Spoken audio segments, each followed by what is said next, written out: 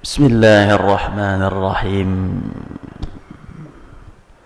السلام عليكم ورحمة الله تعالى وبركاته.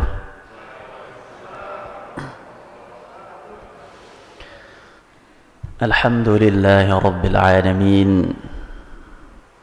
والعاقبة للمتقين، فلا عدوان إلا على الظالمين. أشهد أن لا إله إلا الله وحده لا شريك له، وأشهد أن محمدا عبده ورسوله الذي لا نبي ولا رسول بعده.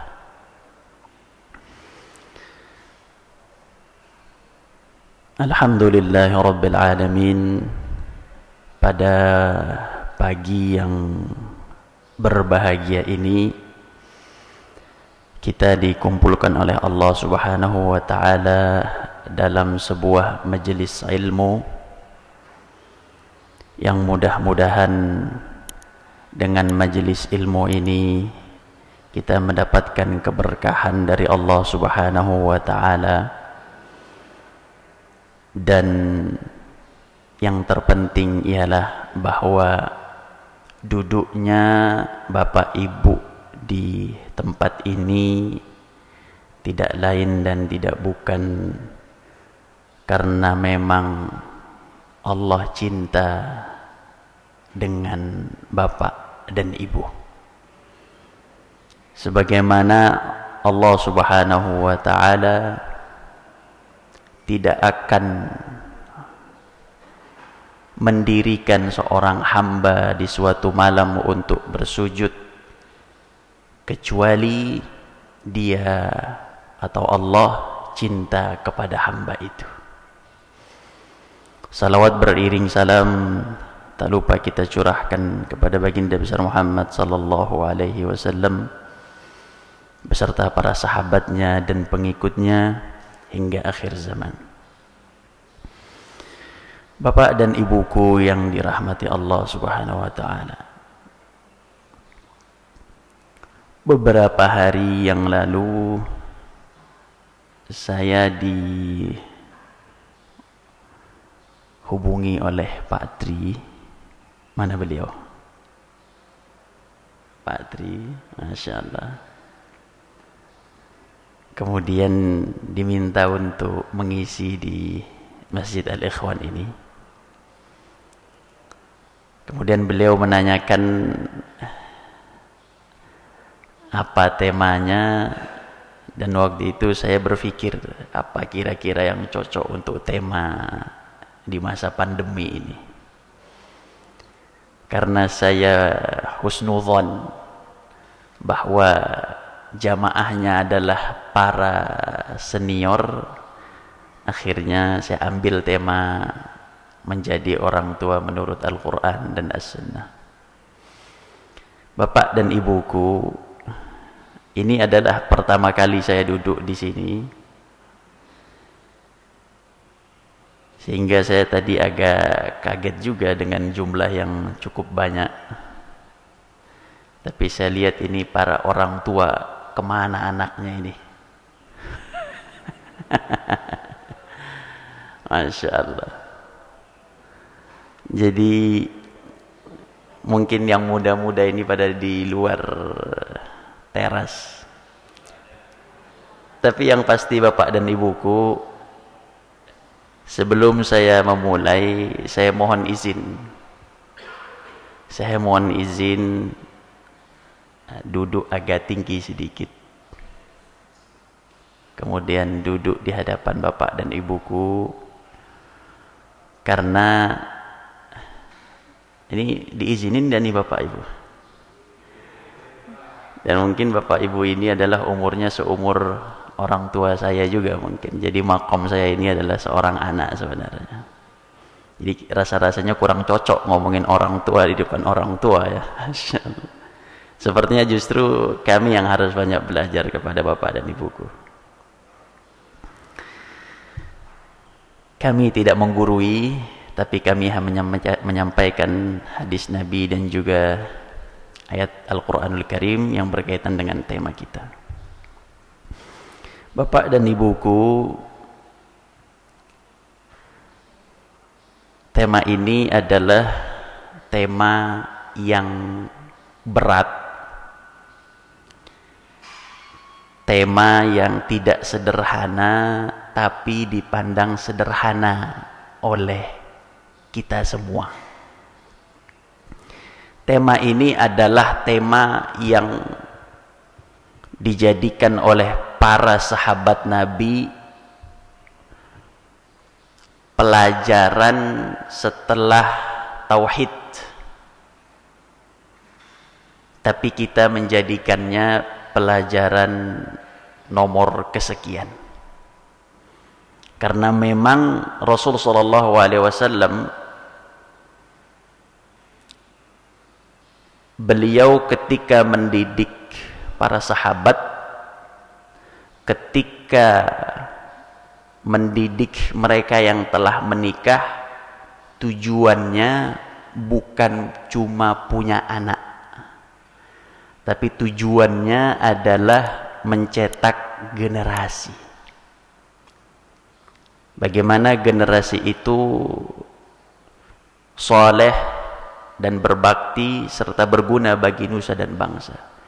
Tidak seperti mungkin generasi anak-anak kita, Bapak dan Ibuku. Ada seorang anak yang menendang kepala ibunya di TV, akhirnya masuk penjara. Ada juga seorang anak yang datang ke polisi untuk memenjarakan ibunya berkaitan dengan warisan. Ada, ya ada. Ada juga seorang anak yang sudah puluhan tahun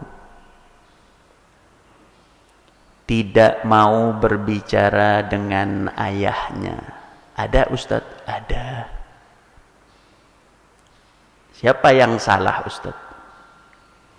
Yang salah bapaknya, ibunya, atau anaknya, atau malah tetangganya yang salah? Nah, inilah yang saya jujur ketika melihat sebuah keluarga atau orang tua yang dalam tanda kutip kurang mampu untuk mendidik anaknya, akhirnya anak itu tumbuh berkembang dengan pendidikan lain, bukan dengan pendidikan Islam. Saya melihatnya agak miris. Mengapa demikian? Karena anak ini akan menjadi bahaya di kemudian hari, dan akan membuat orang tuanya itu lelah. Bapak dan Ibuku, kalau saya boleh tanya, ada di sini yang capek dengan anaknya? Lelah gitu punya anak. Bukan lelah dalam arti fisik ngurusnya, tapi gara-gara kelakuannya. Mungkin ada. Mungkin ada. Dan anak yang seperti ini, itu kalau dalam Quran dibunuh. Wah, Ustadz ekstrim juga ini. Baik, nanti ini jangan dipotong. Kalau dipotong bahaya ini, karena belum tuntas pembahasannya. Baik, saya belum masuk ke sana. Tapi Bapak dan Ibuku, ternyata Quran telah menjelaskan kepada orang tua kita semua, yang mana kita ini adalah umat Iqra, tapi tidak mau Iqra. Kita ini kan umat Iqra, Bapak dan Ibuku. Al-Quran itu turun 30 juz. Kalimat awalnya Iqra. Dan Iqra itu terletak pada 2 kali. Surat Al-Alaq, Iqra bismi rabbikal ladzi khalaq, khalaqal insana min 'alaq. Iqra. Ada 2 Iqra-nya. Kemudian di sama ayat yang ini juga kita adalah disebut oleh Allah umat yang berilmu. Itu ada 2 kata ilmu di situ. Iqra bismi rabbikal ladzi khalaq, khalaqal insana min 'alaq. Iqra wa rabbukal akram Alladzi 'allama bil qalam 'allamal insana ma lam ya'lam. Dan di situ Allah juga mengatakan ada satu alat untuk mendapatkan ilmu itu semua, yaitu disebut dengan pena. Itulah al-qalam. Nah, kita ini umat Iqra, umat berilmu, umat pena, tapi kurang baca Quran dan kurang memahami Quran. Sehingga banyak orang tua yang dengan Al-Quran itu ya biasa saja, tidak mengambil ilmu. Bapak dan ibuku, sekarang kita masuk ke pembahasan. Seorang anak yang dilahirkan oleh ibunya, mengandung selama 9 bulan namanya, kemudian dilahirkan oleh ibunya, maka betul yang melahirkan adalah istrinya, yang mengandung juga istrinya. Nah, di sini baru kita masuk. Pertanyaan saya, siapa yang mempunyai kewajiban memberikan nama? Siapa, Pak? Siapa, Bu? Ayo dijawab, siapa? Yang punya kewajiban memberikan nama itu siapa? Bapaknya. Satu. Ini lihat bagaimana Islam menuntut orang tua ketika anak itu baru lahir. Jadi baru lahir itu ayahnya dituntut luar biasa oleh Allah.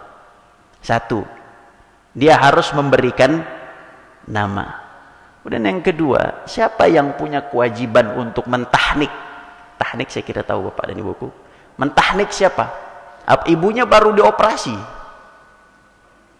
Bapaknya apa tetangganya? Bapaknya. Lihat bagaimana Islam menuntut lagi yang kedua. Saya mau tanya lagi. Siapa yang punya kewajiban mengazankan dan mengiqamahkan? Lihat, udah berapa, Pak? Itu baru lahir udah punya 3 tuh kewajibannya. Kalau ibunya ya baru istirahat karena baru selesai lahiran. Itu udah 3 tuh. Dia yang menamakan, dia yang mentahnik, dia yang mengazankan dan mengiqamahkan. Itu udah 3. Itu baru lahir. Kemudian yang keempat, siapa yang akan nanti menjadi walinya ketika dia menikah? Lihat, bapaknya lagi. Nah, ini bapak harus paham betul bahwa tuntutannya dari lahir sampai jadi wali. Jadi kalau ada orang tua, apalagi bapak-bapak ini, kadang-kadang kita ini bapak-bapak menyerahkan sepenuhnya kepada istri kita. Udah, ini anak, masalah sekolah, masalah makanan, masalah baju, berapa perlunya? 10 juta, ini 10 juta, atur. Begitukah Quran mengajarkan kita? Begitukah para nabi yang juga mereka adalah orang tua menuntun kita? Begitukah Rasul menuntun kita? Tadi sudah berapa, Pak? Ada 4 ya. Dari baru lahir ada 3 kewajiban, kemudian sampai dia nikah itu menjadi wali. Berarti kewajiban orang tua, khususnya ayah, karena tadi Bapak menyampaikan dilimpahkan ke ibu. Justru nanti itu justru seorang ayah yang dituntut untuk pendidikan, bukan seorang ibu. Tadi sudah 4. Itu di dunia, Pak, Bu. Yang tadi saya sampaikan itu di dunia. Nah, sekarang kita masuk ke akhirat. Pertanyaan saya mudah saja. Siapa yang nama anaknya, siapa nama yang ada dan terletak pada nama belakang anaknya? Ayahnya. Menunjukkan apa itu, Bapak dan Ibuku? Menunjukkan Allah itu akan bertanya tentang anak ini kepada yang namanya ada di belakangnya. Jadi kalau nama saya Rahmat Ridwan Lubis bin Muhammad Rizal Lubis, siapa yang bertanya tentang saya di akhirat? Yang akan ditanya tentang saya di akhirat siapa? Muhammad Rizal Lubis. Jadi konsep seorang ayah itu nggak boleh soleh sendiri. Ada nggak Pak, Bu, bapaknya soleh, anaknya nggak tahu kemana? Ada tidak? Banyak mungkin. Makanya seorang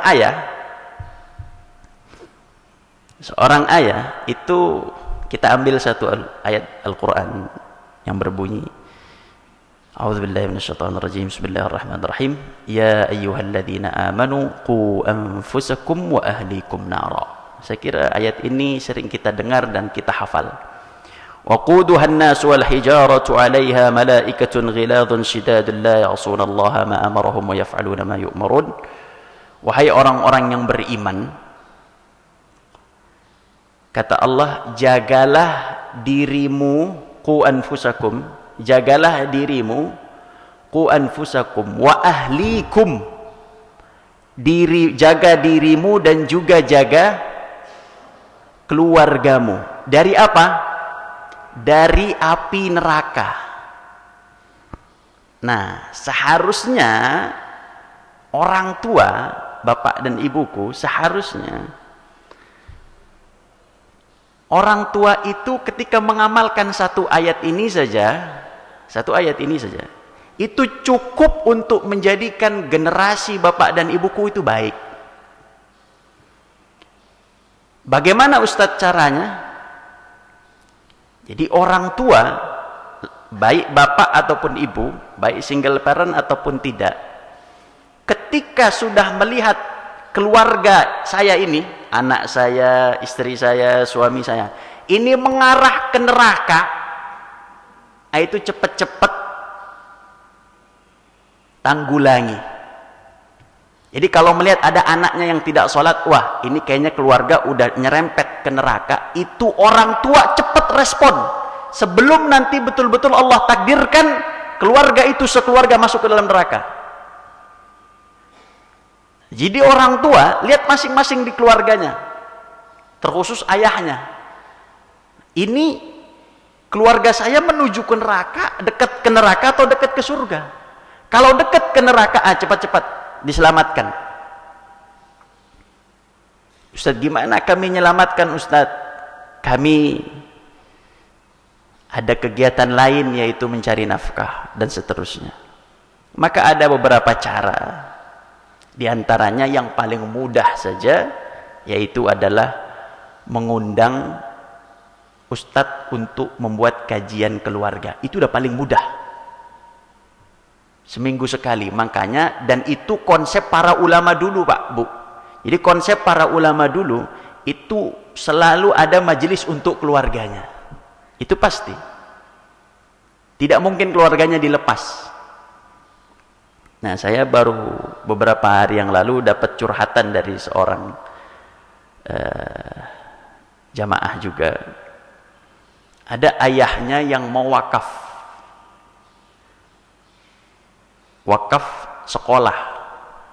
Jadi orang tua ini ada ibu sama bapak punya anak 3, orang kaya.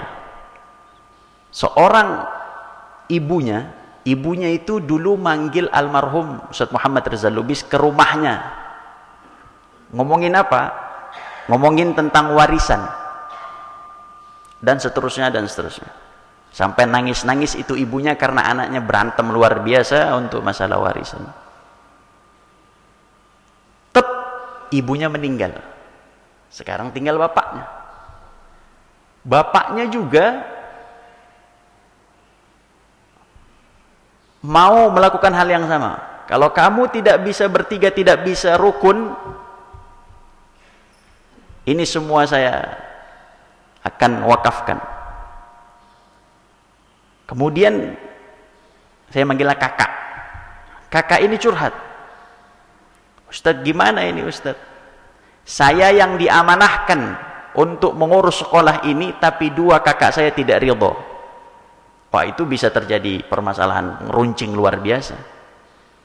Bayangkan bapak dan ibuku, kericuhan keluarga yang tadi, saya kasih contoh yang tadi ini. Kericuhan keluarga ini, dan juga banyak keluarga saya kira, bukan hanya pada satu dua contoh. Kericuhan keluarga ini, yang salah siapa? Bapaknya apa ibunya atau tetangganya? Orang tuanya atau anaknya?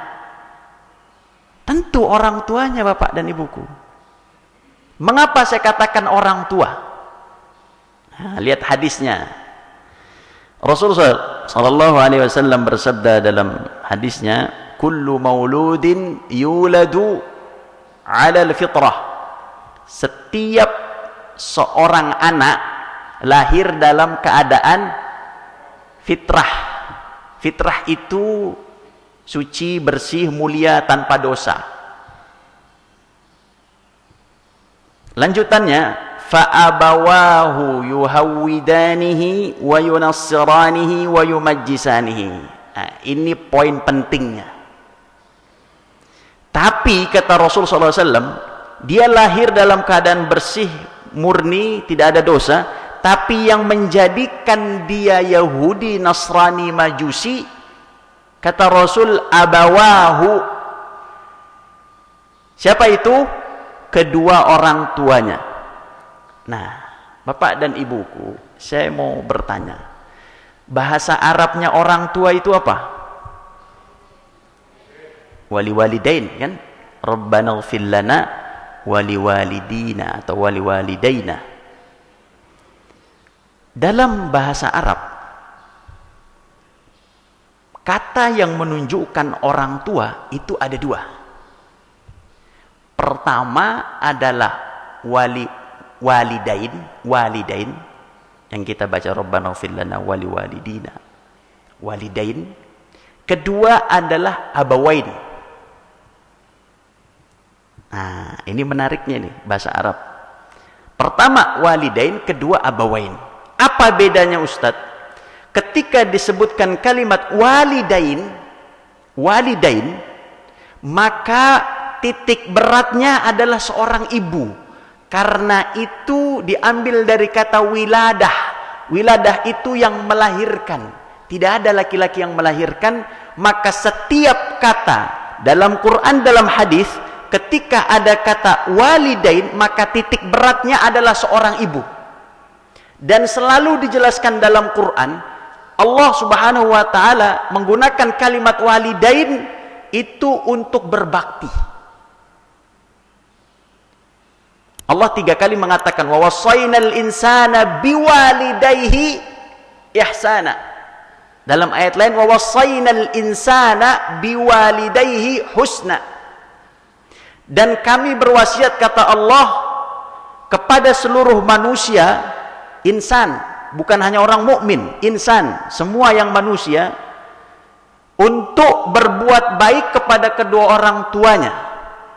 Kedua orang tuanya Allah menggunakan kata apa, Pak? Walidain. Maka betullah ketika Rasul SAW ditanya, ya Rasul, kepada siapa saya harus berbuat baik? Ibumu, ibumu, ibumu, baru yang keempat bapakmu. Itu kalau walidain. Sekarang kita masuk kepada abawain. Adakah Ustadz kalimat abawain dalam hadis? Banyak. Adakah dalam Quran? Banyak juga. Ketika kalimat digunakan dengan kalimat abawain, maka titik beratnya adalah ab, seorang ayah. Karena memang itu diambil dari kata ubuwah. Ubuwah itu ab itu adalah seorang ayah. Maka ketika Rasulullah SAW mengatakan dalam Al-Quran, ketika Rasulullah SAW mengatakan dalam hadisnya, fa'abawahu yuhawwidanihi, maka kedua orang tuanya yang menjadikan anak ini tadinya suci, bersih, tapi dia jadi Yahudi, dia jadi Nasrani, dia jadi Majusi, dia jadi bandel, dia jadi melawan, dia jadi kurang baik. itu semua karena kedua orang tuanya, namun titik beratnya adalah kepada seorang ayah. Makanya dalam surat Yusuf ayat 100, Yusuf punya ayah namanya Yakub. Ketika Yusuf telah menjadi menteri keuangan Mesir ketika itu, maka datanglah ayahnya dan keluarganya, maka Allah mengatakan wa rafa'a abawaihi 'alal 'arsy, dan Yusuf mendudukkan kedua orang tuanya di atas singgasana yang terhormat. Allah menggunakan kalimat apa Bapak dan Ibuku? Abawai, yaitu kedua orang tuanya yang titik beratnya adalah seorang ayah. Maka di mana-mana kalau ada anak yang soleh, itu pasti yang tersebut dan namanya baik adalah nama ayahnya. Quran telah menyebut itu. Dan Bapak dan Ibuku, karena Quran begitu perhatian dengan kewajiban orang tua, sampai disebutkan satu ayat, satu surat, itu surat isinya tentang satu keluarga, disebut dengan surat Ali Imran. Satu keluarga. Allah ingin mengatakan, wahai manusia, wahai umat Iqra, wahai umat ilmu, yang tadi saya sampaikan, wahai umat pena, kamu baca Al-Quran baik-baik, saya jadikan satu keluarga itu menjadi satu surat, baca baik-baik, pelajari baik-baik. Bahkan bukan hanya itu Bapak dan Ibuku, nama ayahnya dijadikan Allah menjadi nama surat, dan juga nama anaknya dijadikan nama surat. Siapa anaknya Imran? Anaknya Imran siapa Bapak dan Ibuku? Maryam. Ada surat Imran, ada surat Maryam. Dan satu-satunya perempuan yang dijadikan namanya dalam Quran cuma Maryam, nggak ada yang lain. Selebihnya nama laki, Pak. Coba baca Quran, coba kita lihat Quran, selebihnya nama laki, nama kepala rumah tangga semua itu. Ada siapa di situ? Ada surat Hud, Saleh, Ibrahim, Muhammad, Yusuf, siapa lagi? Nuh. Itu semua surat laki-laki itu. Makanya ada tesis dari Ummul Qura. Nama tesisnya Hiwarul Aba'i Ma'al Abna'i Fil Qur'anil Karim wa Tatbiqatuha Tarbawiyah. Artinya, dialog antara seorang ayah dengan seorang anak dalam Al-Qur'anul Karim dan aplikasi pendidikannya. Di situ dijelaskan bahwa ternyata Quran mengisyaratkan ada 17 dialog seorang ayah dengan seorang, hiwarul aba ma'al abna. Aba itu orang tua, abna itu anak. Dialog seorang ayah dengan seorang anak, dalam tesis itu dijelaskan ada 17 Al-Quran menyebutkannya. Nah, 17 Pak. Sekarang kita cek, seorang ayah dalam sebulan dialog berapa kali sama anaknya? Itu di luar pertanyaannya. Bayangin 17. Adakah Ustaz dialog ibu dengan anak dalam Quran? Ada, cuma 2. Cuma 2. Selebihnya ayah, dan itu tersebar pada 9 surat yang berbeda. Kita ambil beberapa contoh. Dialog antara ayah dengan anak, diantaranya surat apa Bapak dan Ibuku? Luqman. Wah, itu jelas sekali, nasihatnya banyak sekali. Luqman satu. Yang kedua, Yusuf. Yang ketiga, Yusuf sama siapa? Sama Yakub. Itu yang kedua. Yang ketiga, Ibrahim sama Ismail. Disebutkan nggak nama ibu Ibrahim? Tidak. Nama ibunya Ismail? Tidak. Disebutkanlah nama ibunya Yusuf? Tidak. Saya tidak mendapatkan ada ibunya Yusuf di dalam Al-Quran surat Yusuf. Kan begitu. Maka bapak dan ibuku, ini sebagai muqaddimah agar kita sebagai orang tua, oh iya ya, ternyata peran saya itu besar. Dari bayi sampai dia nikah. Bukan cuma sampai dia nikah, tapi juga sampai nanti di akhirat saya yang dituntut. Makanya nggak ada istilah mantan anak. Nggak ada. Mantan suami ada. Mantan anak tidak ada. Mantan mertua, ya ada mantan mertua. Maujud mantan mertua. Makanya nanti juga di akhirat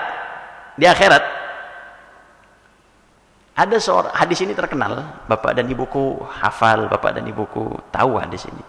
Ada orang tua yang kaget di akhirat nanti. Kaget kenapa Ustaz? Kaget karena amalnya banyak. Ya Allah, kenapa banyak sekali amal saya?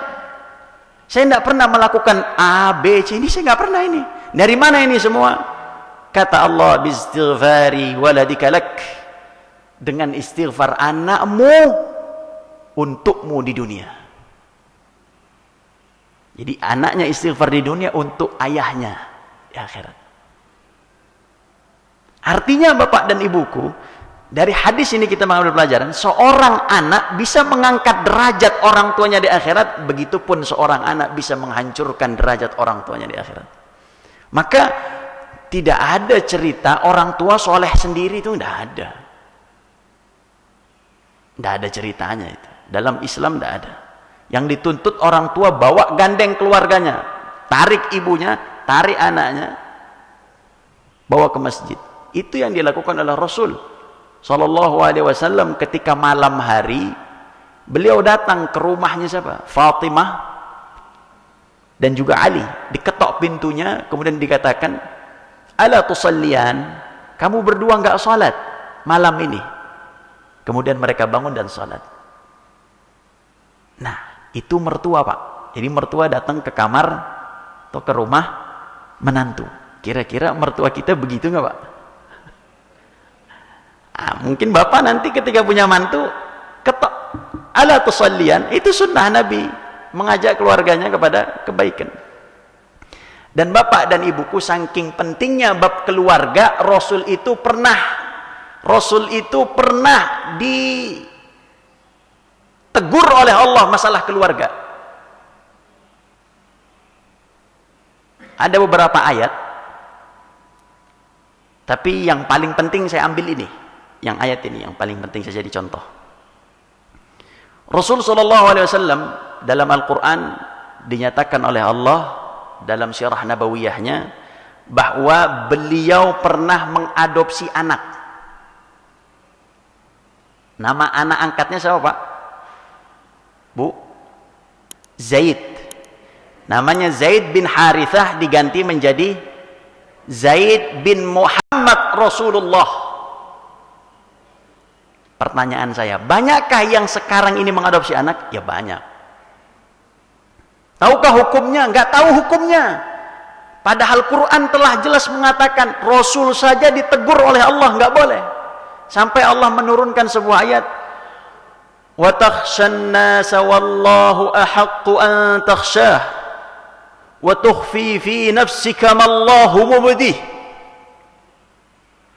Kata Allah, wahai Nabi Muhammad, engkau takut dengan manusia, lebih takut dengan, lebih khawatir dengan manusia, sedangkan Allah lebih berhak untuk engkau lebih takuti daripada takut kepada manusia. Wa tukhfi fi nafsik, ada sesuatu yang kau tutupi wahai Muhammad dari masyarakatmu.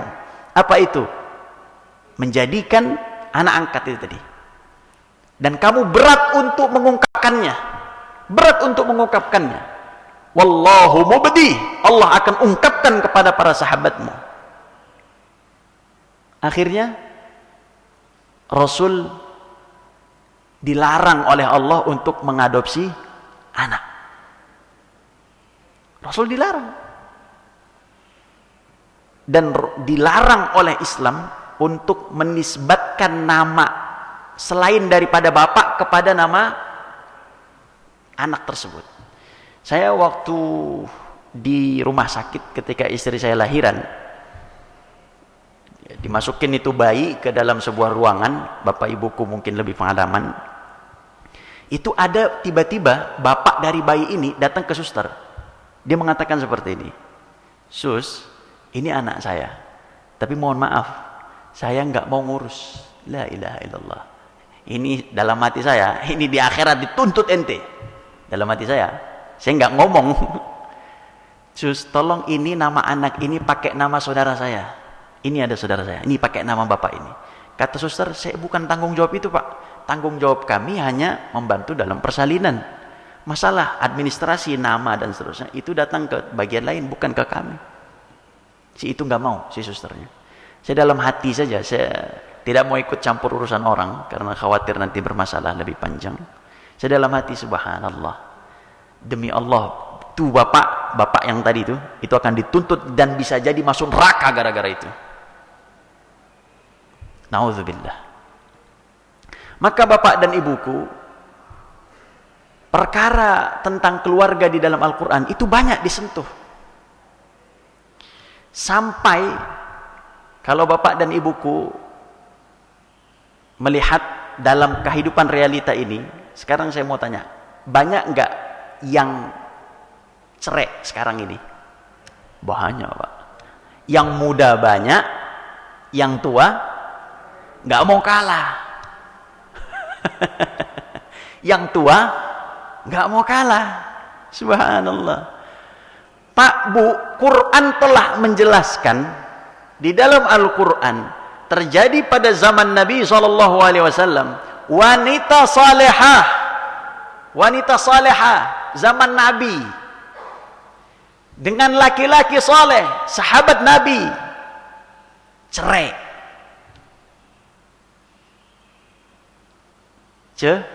Cerai. Lakinya soleh, istrinya salehah, cerai. Ada dalam Quran? Ya ada. Ada dalam Quran. Siapa itu? Zainab binti Jahsh dan juga Zaid bin Thabit. Kenapa cerainya? Itu tidak saya bahas di sini. Karena kita membahas bukan perceraian. Bahas tentang pendidikan. Nah, Bapak dan Ibuku, mengapa seorang orang tua dianjurkan oleh Islam untuk mendidik anaknya menjadi soleh? Kita ini kan dituntut oleh Islam untuk mendidik anak menjadi soleh. Mengapa, Bapak dan Ibuku? Bukan berarti tidak boleh anak itu menjadi seorang profesor, doktor, pembisnis. Bukan. Boleh saja, silakan saja. Tapi ukuran yang pertama adalah soleh. Kenapa harus soleh? Maka jawabannya, karena hanya anak yang solehlah yang tahu bagaimana cara berbakti. Selain anak soleh, doktor dia, Pak, profesor dia, tapi dia tidak soleh, maka dia tidak tahu bagaimana caranya berbakti sama orang tua. Itulah yang disampaikan oleh mantan tokoh nasional yang kalau saya sebut namanya pasti Bapak Ibu kenal. Beliau mengatakan, beliau hidup di luar negeri, lama di luar negeri, anaknya di luar negeri, anaknya 2 di luar negeri, udah jadi orang hebat sekarang, tapi beliau hidup dalam kesendiriannya sampai beliau mati karena istrinya sudah mati duluan. Beliau hidup dalam kesendiriannya. Tidak ada orang tua yang mau hidup dalam kesendiriannya di masa tua, tidak ada. Tapi beliau merasakan itu dan beliau mengatakan, andaikan saya tahu tentang ilmu agama ini pentingnya untuk kehidupan ini, saya akan tinggalkan ilmu saya yang dulu saya akan masuk ke dalam ilmu agama.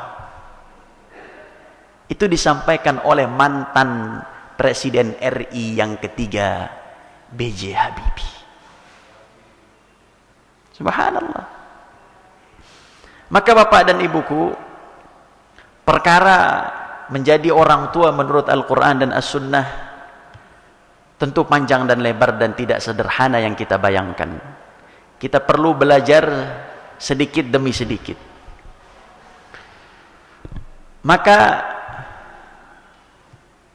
kalau kita detailkan satu persatu, itu akan panjang dan lebar sekali.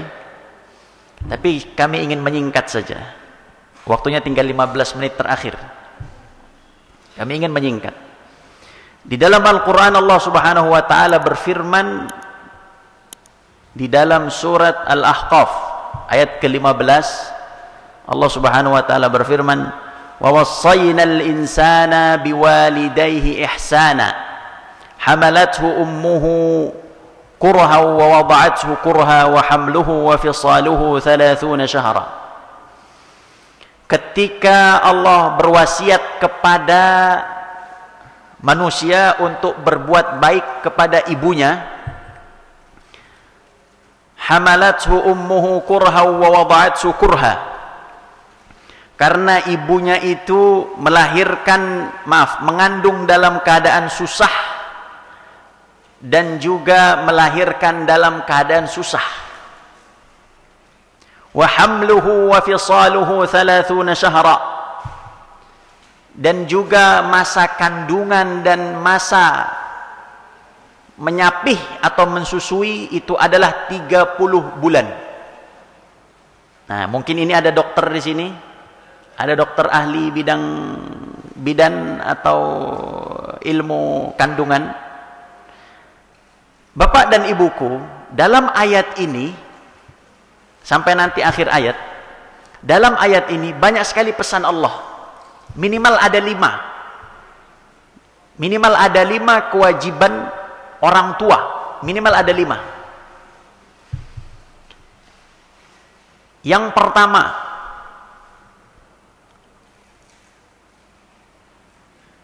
sebelum saya sebutkan, tapi saya lanjutkan dulu ayatnya. Hatta idza balagha ashuddahu wa balagha 40 sanah, sampai ketika anak ini telah sampai berumur asyud dan juga berumur 40 tahun. Qala rabbi auzi'ni an ashkura ni'mataka allati an'amta 'alayya wa 'ala walidayya. Ketika sampai 40 tahun, di depan saya ini mungkin lebih dari 40. Ketika sudah sampai 40 tahun, dia berdoa, "Ya Allah, berikanlah saya ilham untuk mensyukuri nikmat yang telah aku dapat selama ini, dan nikmat kepada kedua orang tuaku, wa ala walidai, wa an a'mala salihan tardah, dan juga mudahkanlah aku untuk beramal soleh, wa aslih li fi dzurriyyati, dan juga perbaikilah akhlak keturunan kami. Inni tubtu ilaika wa inni minal muslimin." Saya termasuk orang-orang yang bertaubat dan menyerahkan diri kepadamu. Surat Al-Ahqaf ayat 15. Baik, kita bahas. Dalam ayat ini, Bapak dan Ibuku, disebutkan poin khusus untuk mereka yang telah 40 tahun. Saya ulangi, ayat ini khusus untuk mereka yang telah mencapai 40 tahun lebih, bukan 40 tahun kurang. 40 tahun lebih. Asyuddahu di sini ada 2 umur. Pertama asyuddahu, kedua 40 sanah. Asyudda, kata para ulama tafsir, ada yang mengatakan 30, ada yang mengatakan 33, tapi pendapat kuat adalah 33. Jadi barang siapa yang sudah mencapai umur hatta idza balagha ashuddahu wa balagha 40 sanah, barang siapa yang sudah mencapai usia 33 tahun atau lebih sempurnanya kata Allah, sehingga disebutkan angkanya 40 sanah, 40 tahun. Perhatikan ayat ini baik-baik. Yang pertama untuk anak yang telah mencapai umur itu 33 tahun dan juga 40 tahun ke atas, Maka yang pertama kata Allah, wa wassaynal insana biwalidayhi ihsana. Kami wasiatkan kepada anak ini pertama kali untuk berbakti kepada orang tuanya, khususnya ibunya. Dan dijelaskan, Bu, kenapa harus berbakti? Hamalathu ummuhu kurhan, karena ibunya ngandung dia itu susah. Wa wada'athu kurhan, dan juga ketika melahirkannya dalam keadaan susah. Wa hamluhu wa fisaluhu, masa kandungannya dan juga masa menyusuinya itu kurang lebih 30 bulan. Kata Quran.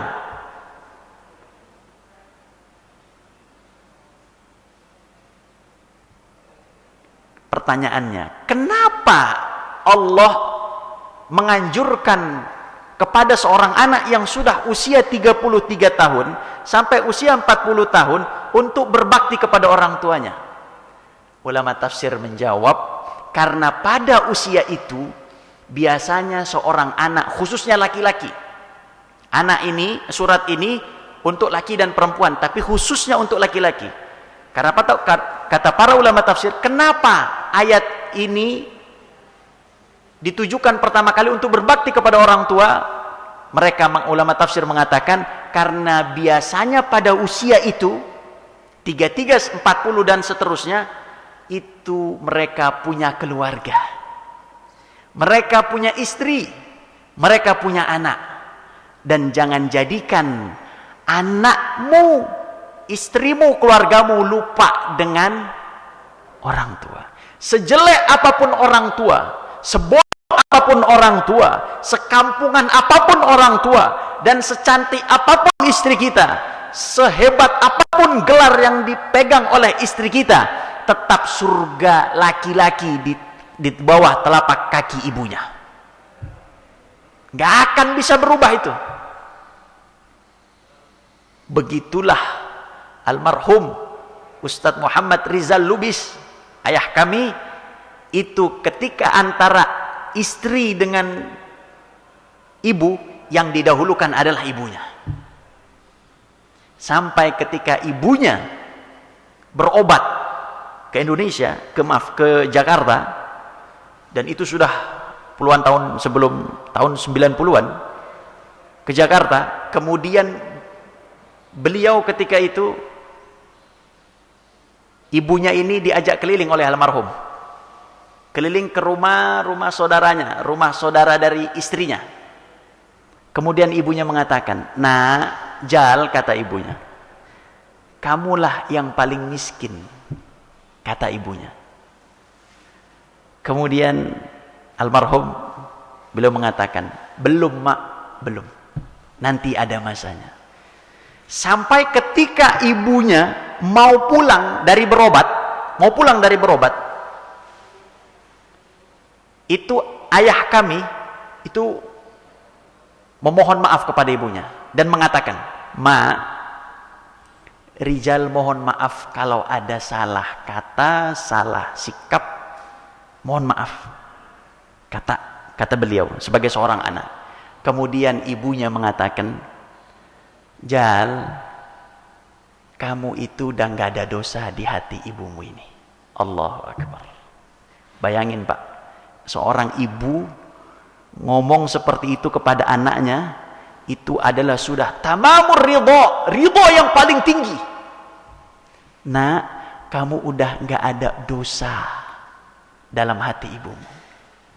Saya ketika diceritain tentang ini, wah, luar biasa. Ternyata begitu berbaktinya ayah saya kepada orang tuanya, dari situlah langsung Allah bukakan pintu-pintu kebaikan dan Allah rubah kehidupannya. Saya coba sama ibu saya, "Umi, coba Umi ngomong gitu sama saya." Kata umi saya, "Belum, kamu belum." Kamu masih ada yang bermasalah. Masya Allah. Ternyata nggak gampang itu mendapatkan kunci itu. Begitulah beliau dalam kehidupannya mendahulukan orang tuanya, sehingga beliau hidup dunia akhiratnya mendapatkan kebaikan. Jadi bagi bapak-bapakku, Ustadz, orang tua kami sudah wafat, Islam mengajarkan bagaimana cara berbakti kepada orang tua yang telah wafat. Ustadz, orang tua saya masih ada. Islam juga mengajarkan itu. Silahkan nanti bapak dan ibuku dipelajari. Kemudian ketika sudah usia 40 tahun, 33 sampai 40 tahun, apa yang harus dilakukan? Yaitu memperbanyak syukur. Memperbanyak syukur kepada Allah dan mengatakan, qala rabbi auzi'ni an ashkura ni'mataka allati an'amta 'alayya wa 'ala walidayya wa na'mala salihan tardah wa aslih li fi dhurriyyati inni tubtu ilaika wa inni minal muslimin. Mengapa harus bersyukur? Lihat kalimatnya. Dan bersyukurnya, beliau mengatakan, Allah mengatakan, ya Allah, limpahkanlah karuniamu kepada kami agar kami bisa bersyukur atas nikmat yang telah engkau beri kepada kami dan juga kepada kedua orang tua kami. Ulama tafsir mengatakan, mengapa harus mengaitkan kami dengan orang tua kami? Karena baktinya seorang anak adalah nikmat untuk orang tuanya. Dan dengan dia menyebutkan nama orang tuanya di dalam doanya, dia juga berharap untuk mendapatkan nikmat dari anak-anaknya, yaitu anak-anaknya berbakti kepada dirinya. Dan hebatnya bapakku dan ibuku, setelah saya cek doa ini, ternyata doa ini ada dua dalam Quran. Ada dua. Pertama, doa ini dalam surat Al-Ahqaf ayat ke-15. Yang kedua, surat An-Naml ayat 19. Ternyata doa ini juga dilantunkan oleh Nabi Sulaiman. Jadi bapak dan ibuku, Quran, bayangin, Quran menjelaskan untuk yang 40 tahun punya anak, ini doanya Al-Ahqaf 15. Untuk yang 40 tahun tidak punya anak, An-Naml ayat 19. Kan ada ya bapak ibuku yang umur sudah senior tapi belum Allah karuniai anak. Kalau memang Allah takdirkan tidak punya anak, nah ini An-Naml ayat 19. Jadi setelah saya pelajari, ternyata Nabi Daud itu punya anak tapi cacat. Itu hadis riwayat Bukhari, hadis riwayat Imam Ahmad dalam musnadnya. Nabi Sulaiman, kita kenal dengan Sulaiman seorang raja dan seterusnya.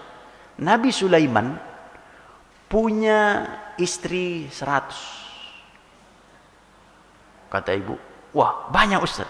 Iya begitu. Makanya Islam batasi 4. Itulah hebatnya Islam. Punya istri 100. Kemudian dalam hadis itu dikatakan, la atufanna, saya akan keliling malam ini kepada istri-istri saya. Thumma yakhruju min kulli nisa'i ibnan yuqatilu fi sabilillah. Saya akan keliling. Nabi Sulaiman itu, bapak dan ibuku, punya kemampuan untuk dengan istrinya itu bukan 1-2 istri. Dalam hadis ini ada riwayat mengatakan 70 istri, ada yang mengatakan 90 istri. Malam ini 70-90 istri akan saya kasih haknya. Dan akan keluar, kata Nabi Sulaiman, akan keluar dari setiap istri saya yang saya campuri itu, akan keluar dari istri saya adalah anak yang akan berjuang di jalan Allah. Nah, ada masalah di sini, Pak. Kemudian malaikat mengatakan, wahai Sulaiman, katakan insya Allah. Kemudian Nabi Sulaiman fanasya, Nabi Sulaiman lupa mengatakan insya Allah, sehingga akhirnya ketika mencampuri istrinya, tidak satu pun dari istrinya yang melahirkan anak, kecuali satu yang melahirkan anak, bisyiqqil insan, dalam hadis itu, yang mana anak itu adalah dalam bentuk setengah manusia. Kata para ulama, anak itu cacat. Hanya karena apa? Tidak mengucapkan insya Allah. Anak itu cacat. Akhirnya Nabi Sulaiman dalam doanya tidak menyertakan anaknya. Dalam surat An-Naml ayat 19.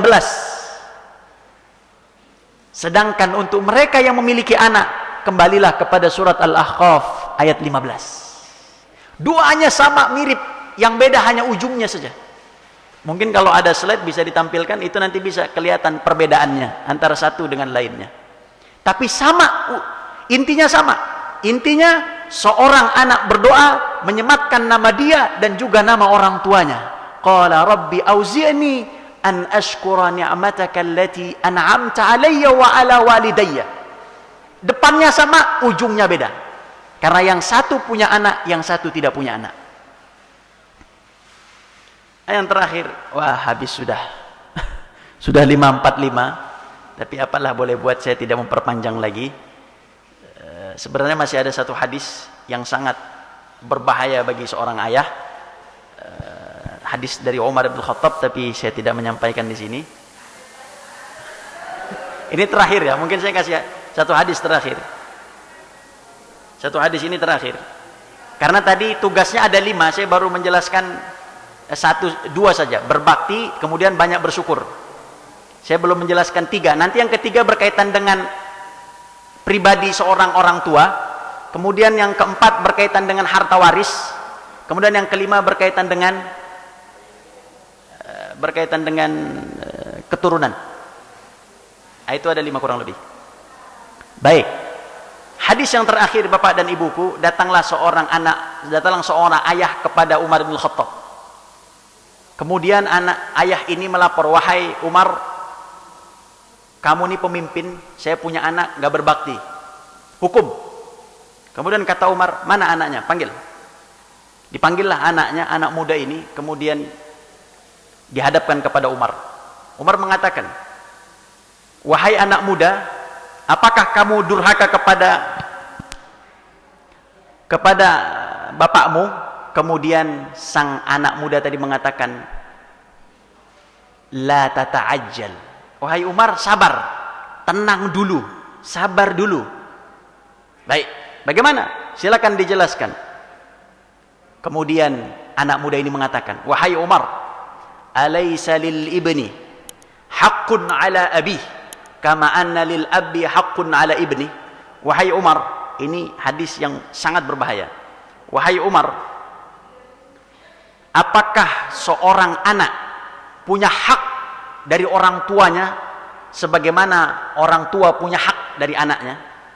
Kemudian Umar pun mengatakan, bala, ya, anak punya hak dari orang tuanya sebagaimana orang tua punya hak dari anaknya. Kemudian anak muda ini mengatakan, fama haqqul abi 'alal ibn. Maaf, fama haqqul ibni 'alal ab. Lantas apa hak seorang anak dari seorang orang tua? Apa hak anak? Saya anak, apa hak saya dari orang tua saya? Kata Umar 3. An yantaqiya ummah. Anak harus dipilihkan ibu terbaik. Bayangin kata Umar, ibu terbaik. Yang kedua, wa an yuhsina fi tasmiyatihi. Seorang anak harus diberikan nama terbaik. Yang ketiga, wa an yuhaffidhahu alkitab. Seorang anak harus diajarkan Alkitab atau Al-Quranul Karim. Anak muda ini ngomong sama Umar, ya Amiral Mu'minin, wa ma fa'ala abi min dhalika syai'a. Wahai Amiral Mu'minin, sedangkan ayahku dari 3 yang tadi tidak melakukan satupun. Allahu Akbar. Kemudian dijelaskan oleh anak muda ini, bagaimana? Wahai Umar bin Khattab, ketahuilah, ayahku membeli ibuku yang merupakan sebuah budak dari sebuah pasar, dari orang Majusi, harganya 2 dirham. Kemudian dia mencampuri ibuku dan dia tidak berharap aku lahir. Kemudian Allah takdirkan aku lahir. Ketika aku lahir, aku tidak diberikan nama yang terbaik dan aku diberikan dengan sebutan Ju'lan. Ju'lan adalah nama seekor serangga di Arab sana. Kemudian yang ketiga, wahai Amirul Mukminin, tidak satupun ayahku mengajakku, ayahku mengajariku tentang satu huruf dalam Al-Quran, tidak satupun aku dapati. Umar bin Khattab pandangannya memerah, memandang seorang ayah dengan tegas dan mengatakan, laqad aqaqtahu qabla an ya'iqaq. Wahai ayah, engkau telah durhaka kepada anakmu sebelum anakmu durhaka kepada dirimu. Waqad asa'ta ilaihi qabla an yusi'a ilaik. Dan engkau telah berbuat buruk kepada anakmu sebelum anakmu berbuat buruk kepada dirimu. Kita tutup Bapak dan Ibuku. Itulah hadis tadi tentang Umar bin Khattab yang mudah-mudahan bisa kita jadikan pegangan. Yang benar tentu datangnya dari Allah, yang salah tentu datangnya dari pribadi. Walafu minkum. Wassalamualaikum warahmatullahi wabarakatuh.